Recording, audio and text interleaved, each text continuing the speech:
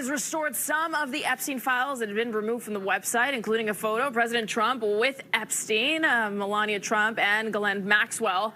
Officials say the image was taken down for review to protect victims, but has now been reposted. The DOJ legally required to release all files by last Friday, only releasing a portion of them, saying they needed more time to protect victims' identities. There's now a bipartisan effort to bring articles of impeachment against Attorney General Pam Bondi over accusations the files have been scrubbed. Criminal defense attorney Joseph Tully joining us now. Joseph, I remember last Friday asking you what happens if they're not released, and it was about 5 o'clock, and still it seemed as though there were questions if the entire trove would be released. And here we are talking about just that here on this Monday. What happens now?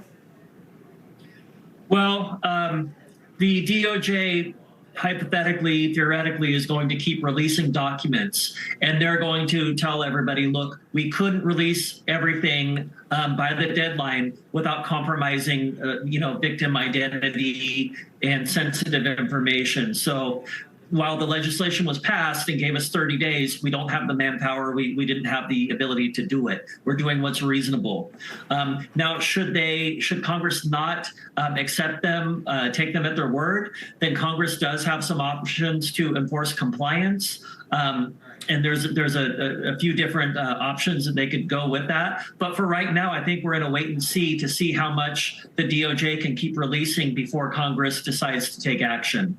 All right, what do you make of these calls to impeach the Attorney General? Do you think they'll go anywhere? Because what it sounds as though is that there's a pretty valid, if nothing else, excuse here that they have right now for the delay. But presumably, if they release everything, how does this move forward? Or is this just purely political on party votes?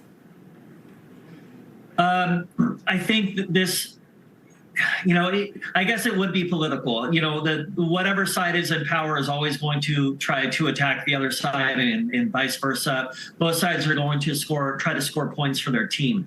So what's happening here is that there's just all this information. The DOJ did not release the files in time. They did not meet the deadline. The statute that was passed by Congress and signed into law by President Trump mandated that all files be released. And here the DOJ is coming out saying, we're doing the best that we can, essentially. And so it's really a question of, kind of cat and mouse. Can the DOJ appease Congress before they decide to move forward enforcing compliance? Should they decide to enforce compliance, they could file a lawsuit, they could do contempt of Congress, they can issue subpoenas and do investigation. They can make a referral to the DOJ, which isn't very likely because the DOJ won't prosecute itself. Or in an extreme example, they could move to impeach Bondi.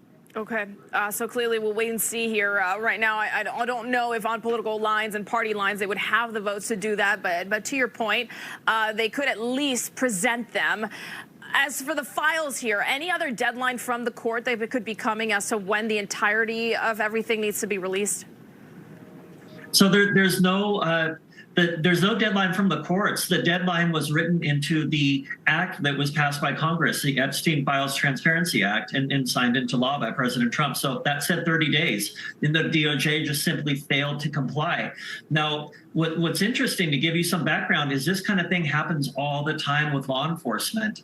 And the excuse that the DOJ is giving, and maybe it's valid, maybe it's not, maybe the truth is somewhere in the middle, I don't know. We don't have all the facts. But is that they say we need to protect victims, we need to protect sensitive information. Now here they've been criticized for overly redacting. So all of the grand jury transcripts, for instance, were completely blackened out when Congress explicitly meant to include that within the files meant to be released to the public. So there's going to be a back and forth always with law enforcement.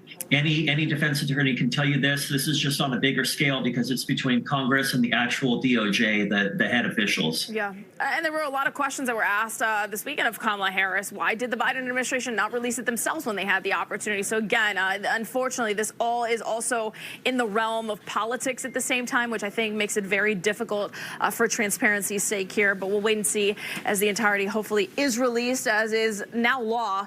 Good to see you, Joseph. Thank you. Good to see you. Thank you. Take care. Let's move on as Fox News is reporting that Brown University has retained a former U.S. attorney to prepare for possible lawsuits following